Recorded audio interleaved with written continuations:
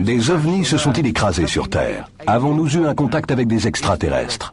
Le gouvernement américain dissimule-t-il une énorme conspiration sur les ovnis?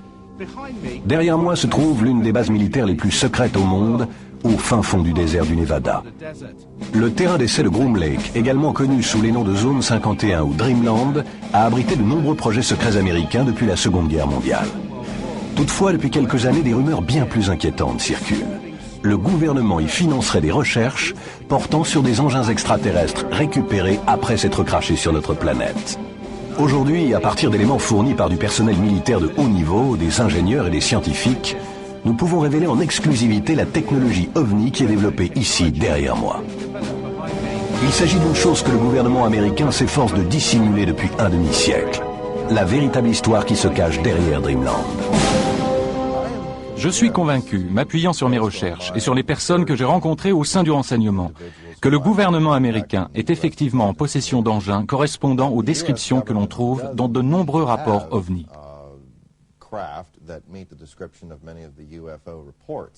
Tout le but du projet consistait à s'emparer de cet engin, en particulier celui sur lequel je travaillais, et de tester et reproduire ces systèmes et sous-systèmes avec des matériaux terrestres.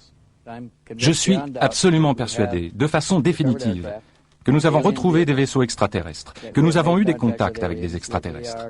Nous sommes en communication avec eux d'une manière ou d'une autre, car nous avons caché des cadavres et des engins extraterrestres. Je me trouvais à ce moment-là sur la plateforme du camion radar. C'était la nuit et je regardais le ciel parce qu'il y avait des soucoupes volantes. A-t-on retrouvé des cadavres d'extraterrestres? Pas des cadavres. 4 extraterrestres, vivants et en bonne santé. 4 extraterrestres bien vivants. 4 spécimens d'extraterrestres, vivants et en bonne santé, absolument. Ils sont là. Quelle que soit son origine et la forme qu'elle adopte, il y a une intelligence étrangère qui magouille quelque chose sur notre planète. Je crois que les coups de gueule de beaucoup trop de gens viennent de là. Ils nous ont menti trop longtemps. Un tas de gens ont volé l'argent légitimement destiné à la sécurité nationale afin de perpétuer cette dissimulation. Ils ont mené des intrigues visant à désinformer la population américaine et probablement aussi des populations en Europe. L'Air Force sait qu'un ovni s'est craché, que des cadavres d'extraterrestres furent retrouvés et qu'un appareil décolla pour donner la chasse à l'ovni et ne revint jamais. Ils savent que nous nous intéressons à l'affaire la plus importante de tout le millénaire. Établie sur un lac asséché dans une région reculée à 128 km de Las Vegas, la zone 51 n'est qu'une partie de l'immense base Air Force de Nellis qui présente à peu près la taille de la Suisse. Elle fut commanditée dans les années 50 par le président Truman pour servir de site top secret où l'on développerait et testerait la nouvelle génération américaine d'avions d'après-guerre. Durant la fièvre technologique des années 50, la base abrita rapidement les engins volants les plus exotiques de cette époque. Plus récemment, c'est l'endroit où l'avion furtif F-117 fut élaboré et où il effectua ses vols d'essai.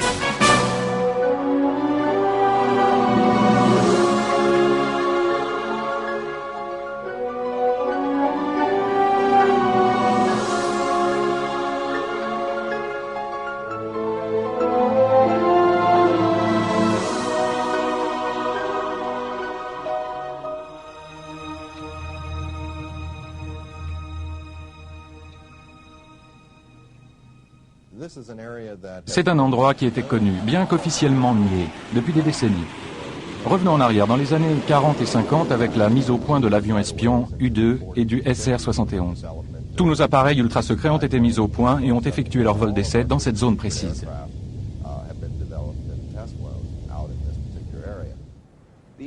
Le A-12, de sa naissance à son abandon, n'effectua des manœuvres qu'à partir de 2 endroits.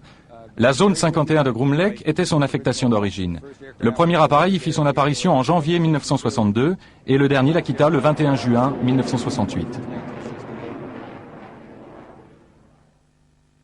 L'US Air Force nie l'existence de la zone 51 malgré des films montrant la base et des photos d'un satellite russe que nous avons obtenu sur lesquels on voit clairement des hangars et une immense piste d'atterrissage s'étendant en travers du lac. Si son existence a toujours été démentie, la base s'est cependant développée depuis les années 50. Désormais, plusieurs charters de passagers y atterrissent chaque jour, amenant des centaines de travailleurs à la base. Avec un personnel aussi nombreux, il est évident que les quelques bâtiments pouvant être observés au-dessus du niveau du sol ne sont là que pour masquer de vastes structures souterraines.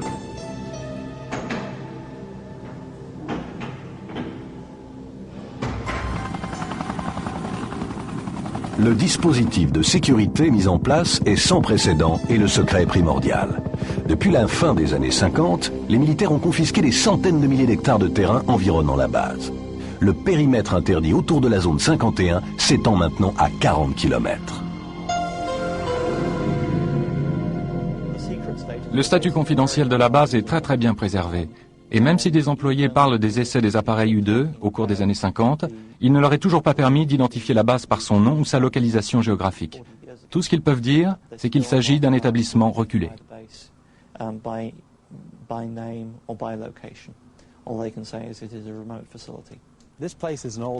Cet endroit est un vieil anachronisme datant de la guerre froide. Il nous ramène au temps jadis, et du fait que les militaires continuent à le traiter comme un établissement top secret, dénué d'existence, il attire l'attention. Évidemment, tout le monde veut savoir ce qui s'y passe. Aucun doute. La zone et ses équipements existent bel et bien. Le gouvernement en a très peu dit à leur sujet dans le passé. Qu'il s'agisse des essais du U-2 ou du SR-71, ou encore du bombardier furtif. Les gens ont oublié que plus de 20 millions de dollars ont été dépensés pour la mise au point du bombardier furtif, et qu'il fallut attendre plus d'une décennie pour que son existence soit seulement annoncée. Voilà ce qu'on peut trouver au sujet de Groom Lake. Mais je suppose que maintenant la véritable question c'est, y a-t-il des soucoupes volantes dans le coin? Nous avons décollé afin d'observer la base par nous-mêmes. Volant à une altitude de 3300 mètres, nous sommes maintenant à moins d'1 mille du périmètre interdit. Nous sommes rentrés en contact avec la tour de contrôle et n'avons pas mis longtemps à nous apercevoir que l'espace aérien de la zone 51 était très sérieusement gardé.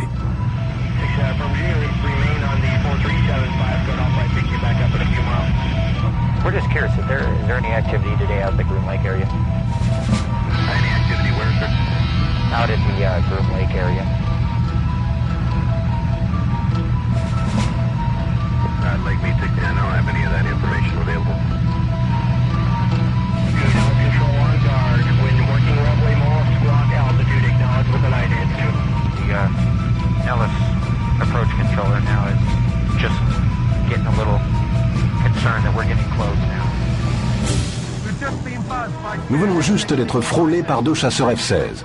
Ils sont passés devant nous à une allure de Mach 1,6 environ. Ces gars ne rigolent pas. Ils ne veulent pas qu'on soit là. D'ailleurs, il y en a un autre qui vient de passer devant nous. Ou ils essaient de nous faire quitter la zone au plus vite, ou ils veulent nous forcer à atterrir. Et en voilà encore un autre. Waouh, il est passé vraiment près, juste à notre droite. Je dirais qu'il était à moins d'1,6 km, 2,4 km. Dis donc, on peut les voir, c'était dingue les gars, ils ont un GPS GCAS à bord et ils ont donc clairement un contact radar avec nous. Il est passé vraiment très près.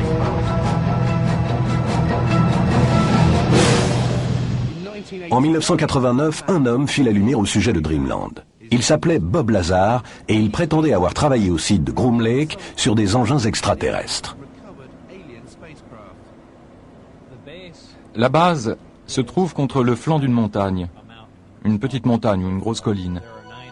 Il y a 9 portes de hangar et ces portes ne sont aucunement des portes métalliques brillant dans le désert. Elles sont peintes ou vaporisées d'une texture sableuse. Et je peux vous l'assurer, c'est afin d'éviter que des satellites ne photographient l'installation, car elles se fondent ainsi dans la montagne. D'après ce que j'ai pu voir, c'était plutôt efficace. La première fois que j'ai conduit dans le secteur, toutes les portes de hangar étaient fermées. Mais à une faible distance, on s'apercevait qu'il s'agissait de portes et qu'elles pouvaient s'ouvrir. Nous avons contourné le flanc gauche de l'installation et là se trouvait l'entrée principale. Nous avons passé plusieurs portes et le contrôle de sécurité, puis nous avons pénétré dans ce qui ressemblait à un bâtiment gouvernemental typique. Mon travail fondamental consistait à reproduire des systèmes d'énergie et de propulsion. Et je décidai de commencer en m'attaquant à l'énergie, c'est-à-dire au réacteur qui faisait fonctionner l'engin.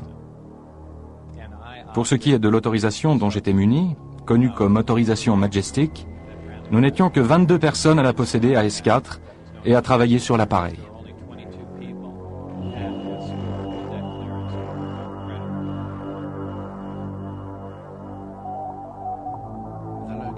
L'endroit où il travaillait à la zone 51 s'appelait S4 et se trouvait à Papoose Dry Lake Bade, à quelques minutes de Groom Lake. Lorsque j'y étais amené en bus, nous contournions généralement l'installation jusqu'à son flanc gauche et nous rentrions par la porte qui se trouvait là.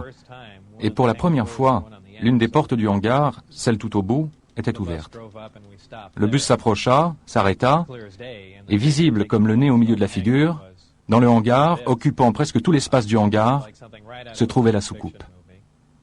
On aurait dit quelque chose tout droit sorti d'un film de science-fiction. Et on s'est arrêté, on est sorti.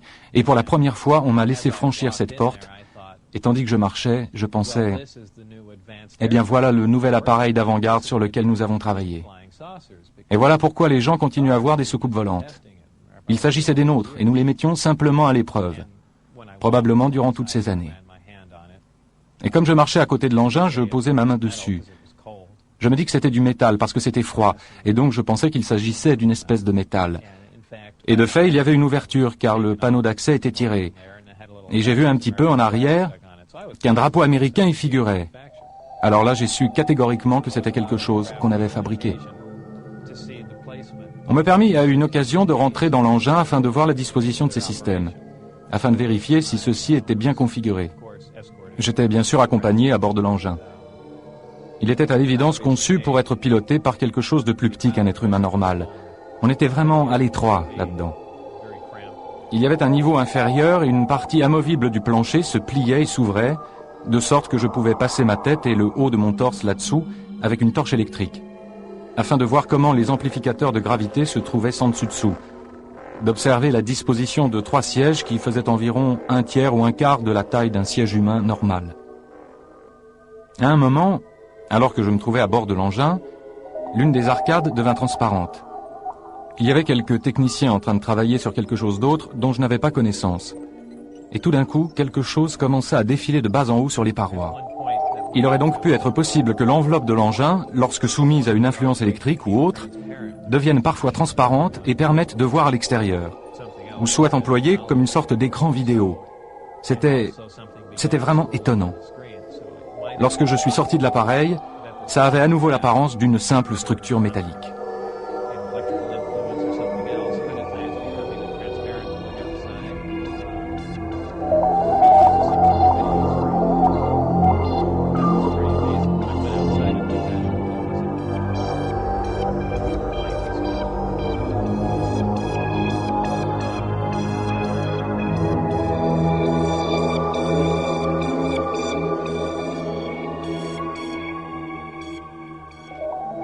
Des tas de gens disent « Eh mon vieux, ça a dû être excitant de rentrer là-dedans ».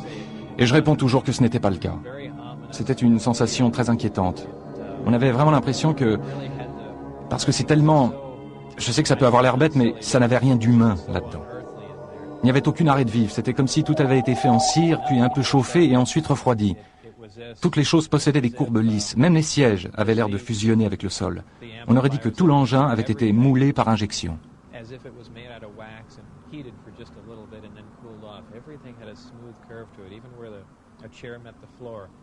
Personne, y compris Bob Lazar, ne fut à même d'établir aucun de ses antécédents universitaires ou professionnels. En 1990, il fut condamné comme entremetteur et déclaré en faillite.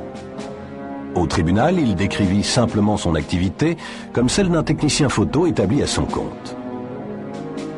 Lazar est-il un imposteur? Travaillait-il à S4? Ou fut-il employé par les militaires afin de faire circuler certaines informations sur la base?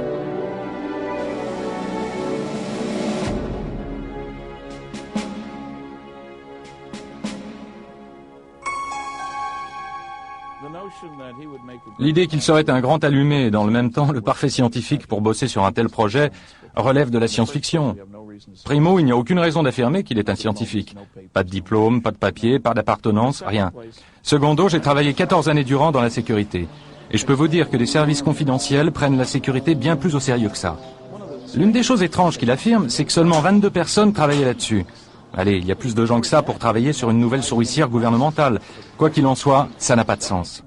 Vous savez, il y a tous les ingrédients d'un récit rocambolesque, de quelqu'un qui dans sa tête se croit plus fort, plus brillant et plus rapide que tous les autres.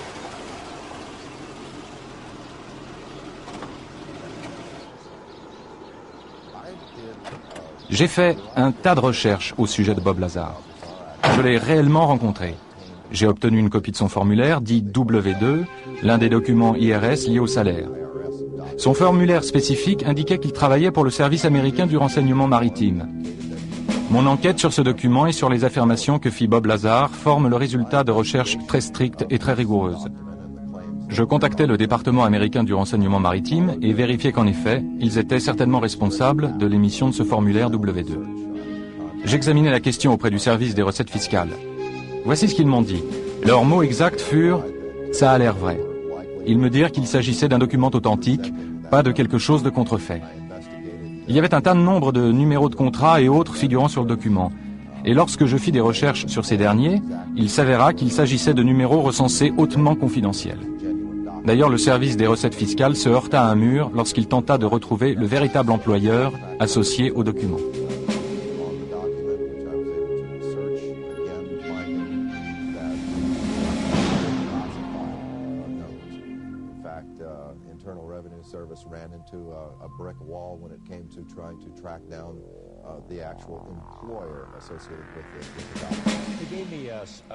Il m'a donné des informations sur ses antécédents, sur son éducation et sur son passé professionnel.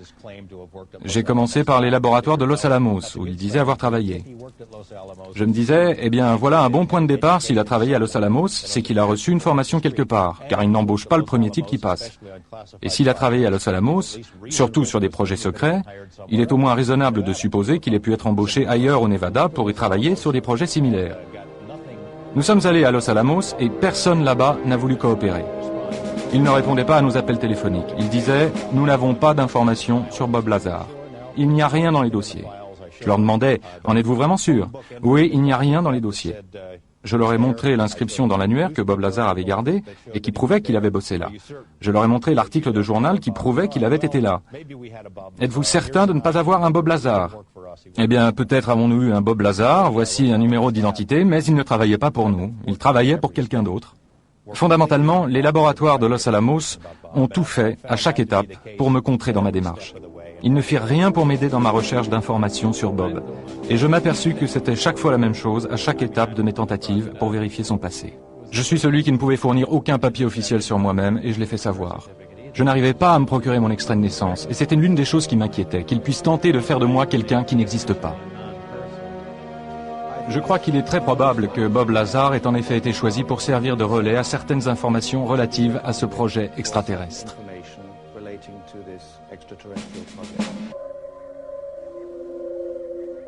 Un jour, Bob Lazar vit une soucoupe volante effectuant un vol d'essai dans le désert. Je fus emmené dans le hangar durant l'un des essais de courte durée, et l'engin se trouvait déjà à l'extérieur, à l'emplacement du lac. Il décolla silencieusement et se dirigea de ci de là durant quelque temps, puis se reposa au sol. Et cette chose immense était vraiment une merveilleuse vision. C'était comme voir une maison quitter tranquillement le sol. Vous ne pouvez imaginer l'énergie requise pour y parvenir, et sans aucun bruit du tout. Il y avait une sorte de communication audio avec l'engin, et donc je ne peux qu'en déduire que des humains se trouvaient à bord, et que d'une manière ou d'une autre, ils avaient réussi à s'installer dans ces petits sièges. À l'évidence, ils savaient comment manœuvrer les commandes qui s'y trouvaient, ou avaient inventé les leurs, ou les avaient améliorées avec quelque chose.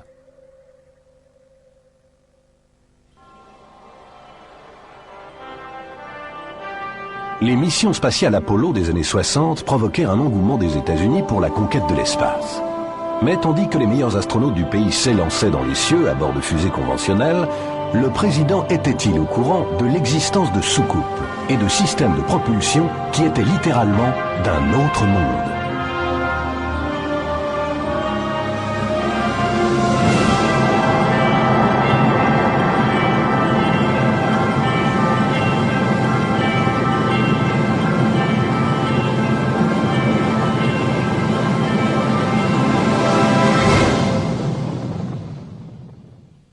Le docteur Edgar Mitchell, membre de la mission Apollo 14 et le 6e homme à avoir marché sur la Lune, fit des recherches approfondies sur les prétendus crashs d'OVNI ainsi que sur le problème des contacts extraterrestres. Il a rencontré Lazar en 1991. Je tends à croire que son histoire est authentique à la base, qu'il a vu ce qu'il pensa être un engin extraterrestre et assista à des tentatives de fabrication et de reproduction de celui-ci. Je pense en revanche que son explication de ce qui se passe et la théorie qu'il met en valeur sont erronées. Ce qui, à mon avis, est crédible, c'est le fait qu'il se trouvait là-bas. De même qu'il est vraisemblable que depuis l'incident de Roswell en 1947, il y ait eu une dissimulation, qu'il se soit agi d'un véritable incident, qu'un programme d'enquête intensif, qu'un programme technique et une dissimulation soient associés à tout cela depuis cette époque.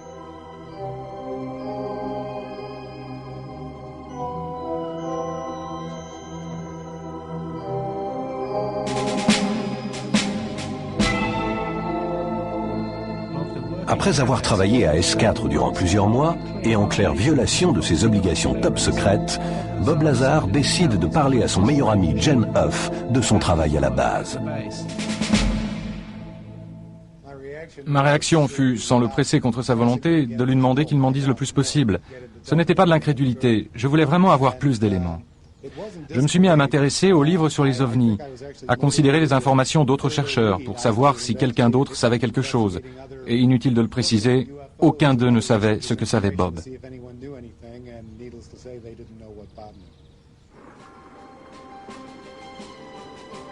Un mois plus tard, en mars 1989, Bob Lazar va plus loin et décide d'emmener ses amis dans le désert pour les faire assister à un test de soucoupe volante.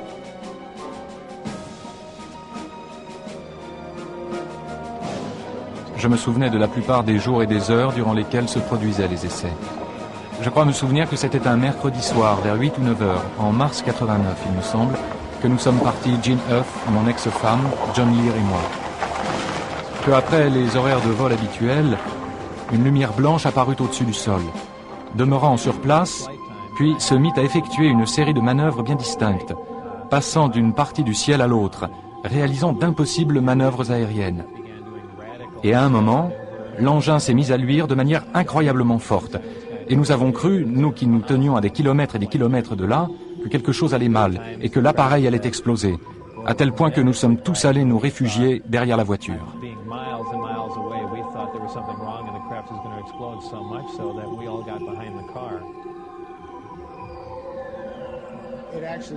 Il s'est vraiment rapproché de nous. Il est descendu de la chaîne montagneuse, s'est dirigé vers nous et nous pûmes voir qu'il était en forme d'ellipse. Il ressemblait à quelque chose qui... C'est étrange à dire, ça ressemblait à une explosion qui commence à se produire et qui s'arrête, et se dissipe. La lumière est tellement vive que votre cerveau l'interprète comme une explosion sur le point de se produire. Lors de sa troisième visite nocturne pour observer les soucoupes volantes en compagnie de ses amis, Bob Lazar fut arrêté. Il fut emmené à un endroit inconnu pour y être interrogé et il ne retourna jamais à la zone 51. Ils menacèrent ma femme. Ils menacèrent de tuer ma femme. Ils dirent que rien ne les arrêterait. Ils dirent qu'ils pensaient avoir été très clairs. Ils ne pouvaient croire que j'avais emmené des gens avec moi pour leur montrer un vol d'essai, et moins encore que je leur avais confié des informations relatives à ces mêmes vols. Et ils voulaient savoir ce que j'avais dit d'autre et à qui je l'avais dit. Des agents de sécurité de l'AFI, le bureau d'enquête fédérale, furent aperçus en train d'effectuer des contrôles de sécurité inopinés dans sa maison. Il n'y a aucun doute pour les proches de Bob qu'il avait été placé sur écoute téléphonique. Je veux dire que des choses étranges se produisaient sur la ligne de Bob et qu'elles continuent encore aujourd'hui.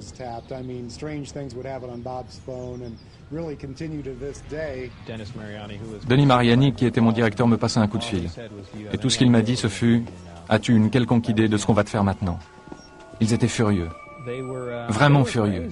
Ils avaient perdu tout self-control. Lorsque vous allez travailler dans ces endroits, vous perdez tous vos droits constitutionnels. Vous signez un document disant que si vous violez votre contrat de sécurité et parlez des projets sur lesquels vous travaillez, alors sans aucun procès, sans aucune possibilité de faire appel, vous allez vous retrouver pour 20 ans dans un pénitencier fédéral. On fait vraiment tout pour que vous gardiez le silence. Nous avons eu un ingénieur qui a travaillé pour cette chaîne de télévision et qui, avant d'être ici, avait travaillé à la zone 51 et avait vu l'un de ces engins sous une bâche, s'aventurant dans un endroit où il n'aurait sans doute pas dû être. Je me suis arrangé pour l'interviewer Il vit dans une autre ville, d'un autre État. Il accepta à contre-cœur du moment que sa tête ne soit pas visible. L'entretien était censé se dérouler le jour suivant. Ce jour-là, il s'est levé et parti travailler. 2 hommes l'attendaient dehors dans une voiture, parlant sur une radio. Ils l'ont suivi jusqu'à son travail. Et lorsqu'il en est sorti, ils l'ont suivi jusqu'à chez lui, sans lui poser la moindre question. Et ce scénario s'est reproduit jour après jour. Ça m'a été très difficile d'en parler. Il me semble qu'à chaque fois que je raconte l'histoire, ça va un peu mieux. Mais la première fois que j'en ai parlé, c'était comme si ma bouche ne voulait pas former les mots, comme si les sons ne voulaient pas sortir de ma gorge.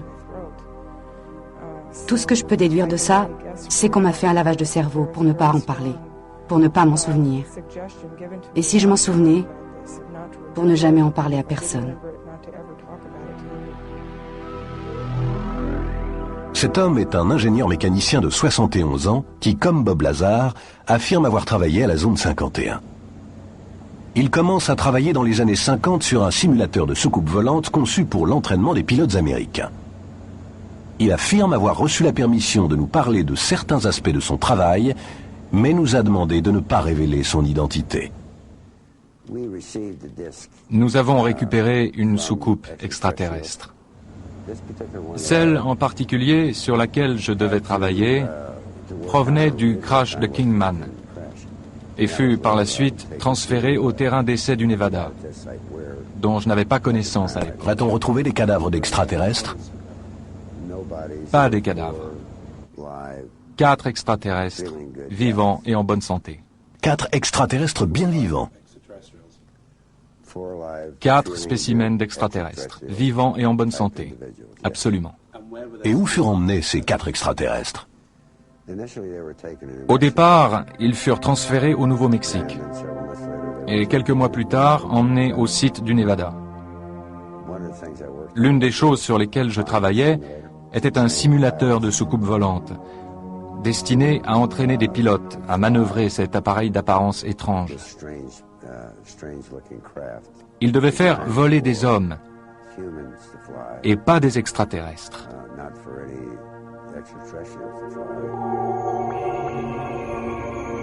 Le plus incroyable, c'est qu'il affirme avoir travaillé à la zone 51 sur ce projet de simulateur en compagnie d'un extraterrestre, dont le nom de code était Jarod, et ce, pendant 16 ans. Jarod est un extraterrestre gris d'environ 1,50 m. Sa seule fonction est celle de traducteur scientifique. C'est tout. Si nous voulions remplacer quelque chose à eux par quelque chose à nous, ils devaient être d'accord. Si j'avais une question, voyez-vous, et que je me demandais comment la lui poser, il savait déjà que je l'avais en tête et possédait déjà la réponse. Et lorsqu'il répondait, c'était avec ma propre voix, sans que j'aie même à ouvrir les lèvres. Il est possible que lui et quelques milliers d'autres travaillent sur le projet, ici ou ailleurs. Quelques milliers d'autres gris. Quelques milliers d'autres gris, semblables à lui. La ville la plus proche de la zone 51 est Rachel, où n'habitent que 150 personnes et où se trouve le bar-grill le plus célèbre du Nevada, le Little Ale Inn. Les habitants ont vu leur halte pour routier devenir le centre ovni et extraterrestre de toute l'Amérique. Les touristes se précipitent à Rachel pour scruter les cieux dans l'espoir de voir une apparition. Malgré tout le tapage, les apparitions d'étranges lumières dans le ciel se poursuivent. Chuck Clark, qui habite ici, a observé de nombreux phénomènes inexplicables. L'observation la plus remarquable que j'ai faite au cours des 3 dernières années s'est produite il y a 2 ans, en février 93. J'ai vu un objet brillant monter à la verticale depuis le côté sud de la zone 51, là où se trouverait le S4, et demeurer suspendu dans le ciel, immobile, durant une dizaine de minutes, puis se mettre à redescendre lentement. Tout cela s'est passé alors que je pensais voir une fusée éclairante tirée par un mortier. Je peux entendre des jets en bruit de fond. Je vais faire un petit zoom arrière. Ça se trouve juste au-dessus du ranch de Steve Medlin, juste ici, sur la route 375. C'est juste au-dessus des cimes. puis il descendit vers la ligne des crêtes. Il se trouvait face à la colline d'où il avait surgi. Cette colline était environ à 20 km de l'endroit où je me trouvais. L'OVNI s'approcha à quelques mètres du sol, à la base de la colline, stationna momentanément, ce qui pourrait coller avec le comportement d'une fusée éclairante partant calme. Mais soudain, il s'est mis à partir en flèche vers l'ouest, franchit plusieurs kilomètres en 1 seconde, ou 1 seconde et demie, puis s'arrêta net à environ 9 mètres du sol. Stationna juste assez longtemps pour me permettre de régler mes jumelles, durant peut-être 2 secondes, puis il disparut d'un coup.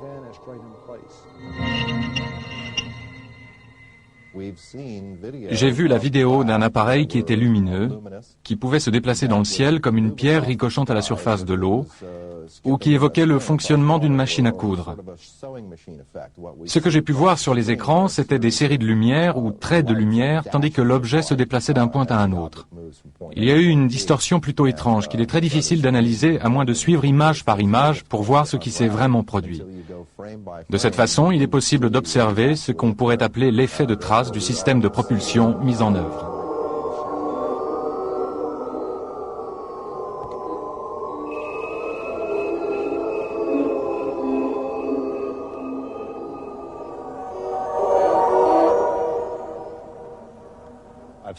J'ai parlé à plusieurs personnes qui avaient vu des ovnis ou des engins en forme de soucoupe sur le site. Un procureur qui habite en ville en a vu une. Il l'a vit atterrir à l'extérieur des limites de la zone 51. J'ai discuté avec un cadre de très haut niveau qui travaillait pour des gens sous contrat avec la Défense, ici, depuis un certain nombre d'années. Il est issu d'une famille très respectable et de très bonne réputation. Ses références sont au-dessus de tout soupçon. Mais il ne veut pas que son visage ou son nom apparaissent. Il en a vu à plusieurs reprises. Il y avait une certaine diversité d'engins, mais qui ressemblaient tous en général à des espèces de boîtes en fer blanc. Je sais qu'on dirait qu'ils étaient surtout en forme de disque, ou circulaires, comme une lanterne chinoise. Ils apparaissent multicolores avec des lumières qui semblent capables d'absorber la clarté de l'arrière-plan, se fondre en elle. Ils peuvent en quelque sorte se camoufler dans le ciel en absorbant la lumière bleue du ciel et celle des nuages.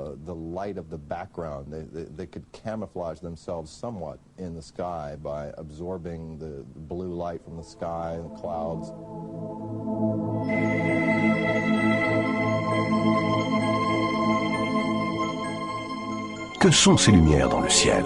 S'agit-il vraiment de soucoupes volantes? Nous avons demandé au physicien de la marine américaine et expert en ovni, le docteur Bruce Maccabee, d'analyser la vidéo. À première vue, ce qu'on observe, ce sont des lumières, des objets lumineux effectuant des mouvements à une certaine distance. On ne voit pas vraiment d'appareil structuré. Une partie du document vidéo, une très petite partie de ce que j'ai vu, semble présenter des lumières faisant d'étranges choses, comme faire du surplace, aller rapidement à un autre endroit, se déplacer lentement puis sautiller un petit peu. J'en ai conclu que ce ne sont pas des engins fabriqués par l'homme. Peut-être appartiennent-ils à d'autres êtres. Clairement, ils ne sont pas fabriqués sur Terre et doivent donc venir d'ailleurs. Comment ils sont venus ici, à qui, entre guillemets, ils appartiennent, je ne le sais pas. L'hypothèse extraterrestre est parfaitement recevable. Tous les arguments qui sont avancés et qui disent qu'il ne peut s'agir d'êtres venant d'un autre système solaire, d'une autre galaxie, parce qu'ils ne pourraient pas se déplacer jusqu'ici, ces arguments ne tiennent pas matériellement. En effet, nous pourrions nous donner les moyens, en temps et en argent, ainsi que le désir nécessaire pour effectuer des voyages dans d'autres univers. Ainsi, il est certain que ces autres intelligences, quelles qu'elles soient, nous dépassent de loin en termes de technologie. Il revient. Il fait une boucle. Il fait une boucle. Ce que je vais maintenant vous montrer, c'est une version améliorée par l'ordinateur de ce que vous venez de voir. Et nous allons examiner l'un des endroits où apparaît l'OVNI, dans le coin à gauche, allons à droite, puis revenons. C'est tout ce que nous verrons. Nous le verrons refaire cela encore et encore. Cette partie de l'image est extraite de l'image dans son ensemble et je la laisse simplement s'afficher. Et cela va et vient sans cesse, cela se répète. Or, si nous faisons un arrêt sur image, voici l'ombre et voici l'OVNI. Et donc nous avons à la base un triangle avec un côté et 2 angles. Et du coup, je peux calculer la position de l'OVNI en 3 dimensions. Il est situé à environ 2100 mètres de la caméra. Et donc, Bruce, à la suite de cet examen, ce que nous avons là est un véritable ovni. Oui, il y a un objet à 2100 mètres de là, un objet qui n'est pas humain, d'une taille de 9 mètres, un véritable ovni.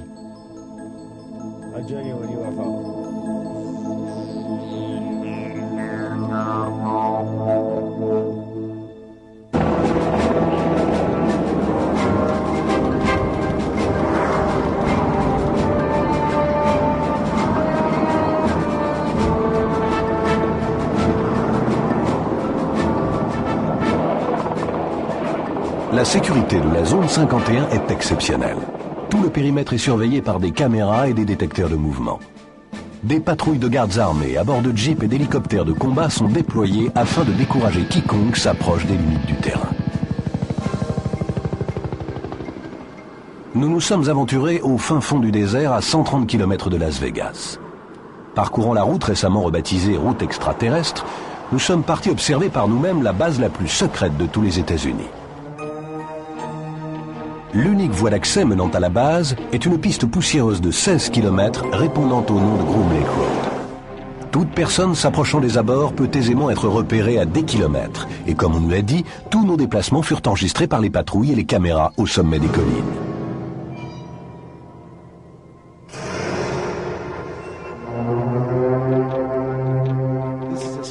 Voilà jusqu'où vous pouvez approcher de la base de Groom Lake. Ces panneaux disent en effet que l'emploi de la force mortelle est autorisé. Il y a des patrouilles de sécurité partout sur les collines. Elles nous ont observés pendant l'heure qui vient de s'écouler.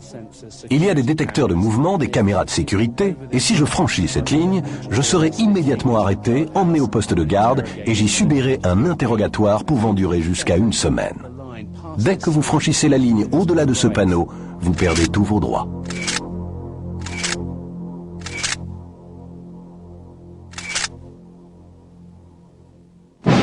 Ce qui m'étonne, Glenn, c'est que l'entrée ici soit si modeste. Il y a ce panneau délabré disant « Usage de la force mortelle autorisée », mais on peut vraiment, si on ne sait pas ce qu'on fait, pénétrer directement dans la base. C'est ça l'idée. Vous ne rencontrerez personne ici, mais si vous entrez dans le poste de garde qui se trouve là-bas, à 1 km et quelques, vous serez immédiatement arrêté pour avoir dépassé ces panneaux. Ils ne veulent pas avoir à répondre aux questions. Alors ils ne mettent aucun vigile. Personne. Et lorsqu'on arrive par la route là-haut, la route extraterrestre, il n'y a pas de panneau indiquant Groom Lake, il n'y a rien? Non, il m'est arrivé d'accrocher un panneau disant base secrète ou base secrète dans cette direction, mais il ne restait jamais très longtemps. Et que ce soit à pied ou en voiture, vous ne pouvez vous approcher davantage de Groom Lake. Nous sommes ici aussi près qu'on puisse matériellement aller. Malheureusement, d'ici, on ne voit absolument rien. À quelle distance effective sommes-nous de la base? Nous nous trouvons à l'instant même à 20 km au nord-nord-est de la base. Et si nous continuons sur cette route, si nous poursuivons notre chemin vers la base au-delà de ces panneaux, nous serons arrêtés. Vous serez intercepté si vous faites 6 mètres de plus. Comme la nuit tombe et que nous sommes bien décidés à observer les équipements secrets, nous nous sommes dirigés vers le pic de Tikaboo qui surplombe la base à plus de 2000 mètres au-dessus du désert. À notre campement, j'ai parlé avec Glenn Campbell, fondateur du centre de recherche de Rachel sur la zone 51. Il a quitté une brillante carrière dans l'informatique pour consacrer sa vie à découvrir la vérité sur Dreamland.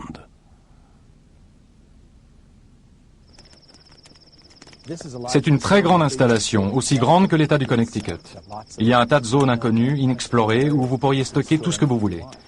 La zone 51 est simplement la plus connue des bases secrètes. Un vaste complexe pouvant abriter des tas de choses différentes dont nous ne savons rien. Mais en fait, il n'y a pas de clôture ici. Et pourtant, lorsque vous franchissez cette ligne, ils le savent. C'est simplement marqué par des poteaux oranges, espacés de quelques dizaines de centimètres les uns des autres. Il est facile de franchir cette ligne, mais dès que vous le faites, ils le détectent et partent à vos trousses. Il s'agit d'une frontière militaire très sérieuse, pas d'un endroit pour touristes. Les militaires n'ont jamais dit « il n'y a pas d'OVNI ». Ils n'ont jamais franchement nié aucune des histoires qui circulent au sujet de la zone 51. Ça aurait été si simple, lorsque ces histoires de Papoose Lake sont apparues, si simple pour les militaires de dire tout simplement « regardez, nous n'avons rien ici ». Ils auraient pu accueillir quelques journalistes dans la zone et leur montrer « rien ici ». Les militaires n'ont pas choisi cette solution. Ils ont fait de l'obstruction. Ils sont restés muets, et c'était la pire des choses à faire. À 3 heures du matin, nous entamons notre ascension finale vers Tikaboo. Il nous faut atteindre le sommet avant le point du jour, afin de voir la base éclairée pour ses vols d'essai nocturnes. Même la nuit, le vrombissement des jets rompt le silence du désert.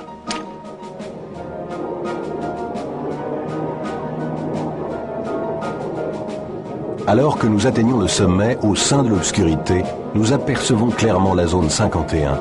Nous voyons briller au loin les feux de la piste d'atterrissage.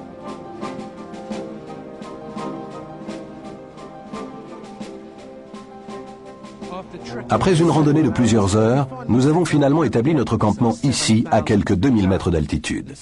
Et depuis l'aube, nous observons des avions inexistants transportant du personnel inexistant sur cette base inexistante. Le pic de Tikaboo est la dernière position avantageuse et sûre d'où l'on puisse clairement observer Dreamland. Mais combien de temps encore avant qu'il ne soit lui aussi annexé par les militaires?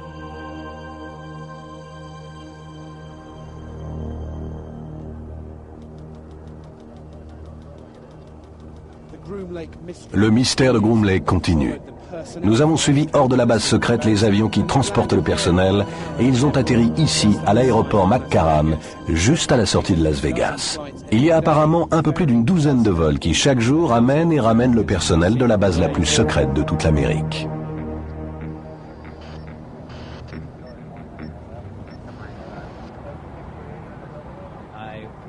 Je pouvais être appelé n'importe quand. La personne au bout du fil pouvait me dire « Monsieur Lazar, il est 4h15 du matin, nous souhaitons que vous soyez à l'aéroport de McCarran pour 5h moins le quart. » L'avion décollait à telle ou telle heure, alors je me rendais là-bas, je me faisais enregistrer, je montais à bord et l'avion décollait pour Groom Lake.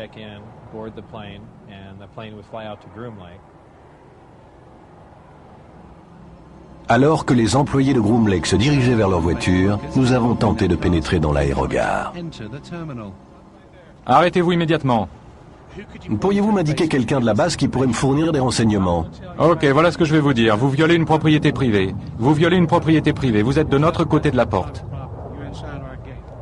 Et je vous conseille maintenant de quitter les lieux immédiatement. Est-ce la propriété du gouvernement? Faites ce qu'on vous dit. C'est une propriété privée, vous la violez. Veuillez quitter les lieux. Est-ce la propriété du gouvernement ou est-ce juste privé? Pas de commentaires. Vous violez la loi. Ok. Qui essayez-vous d'embrouiller, mon gars? J'essaie juste de trouver... Vous me racontez des foutaises. Tirez-vous. Vous pourriez nous orienter vers quelqu'un pouvant nous donner des éclaircissements. Au revoir. Tandis que nous sommes expulsés de l'aéroport, un autre vol Jeannette décolle en direction de Groom Lake.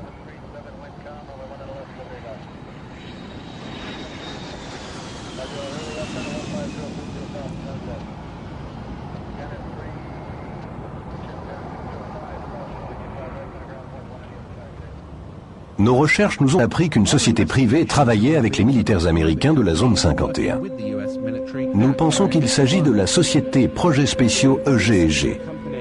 Elle travaille depuis les 50 dernières années sur des projets confidentiels et top secrets en collaboration avec le gouvernement américain, et l'on dit qu'elle est propriétaire des vols Janet qui emmènent les employés à la base et que c'est d'elle que proviennent l'appui technique et les dispositifs de sécurité nécessaires à la duplication d'engins extraterrestres.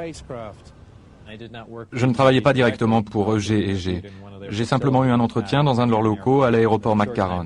Peu de temps après, on me rappela pour ce nouveau travail à S4 et l'on m'expliqua que cela avait trait à une sorte de système de propulsion par induction. Et j'ai supposé qu'il s'agissait de travailler sur un genre d'avion d'avant-garde. Vraiment, j'étais enthousiasmé par cette situation. Vous devez quitter cette propriété privée. Alors je vous prie de cesser de filmer et de partir, s'il vous plaît.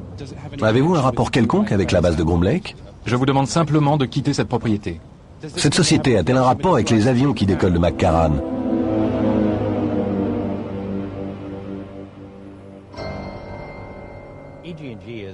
Le G&G a été la principale société civile sous contrat avec Groom Lake, pratiquement dès le début. Ce sont des gens qui, comment dire, les militaires vont et viennent, d'autres sociétés sous contrat passent et s'en vont, mais le G&G est sous contrat depuis le tout début. Et donc si quelqu'un sait ce qui se passe, c'est le G&G. Mais ils ne disent rien. Nous avons téléphoné à l'EG&G pour essayer de clarifier leur rôle vis-à-vis de la base. Mais ils se sont contentés de confirmer que la société travaillait sur divers contrats confidentiels pour le ministère de la Défense en divers endroits reculés du Nevada. Ils refusent de s'étendre sur la nature exacte de leur travail, mais affirment que c'est en rapport avec la PEA.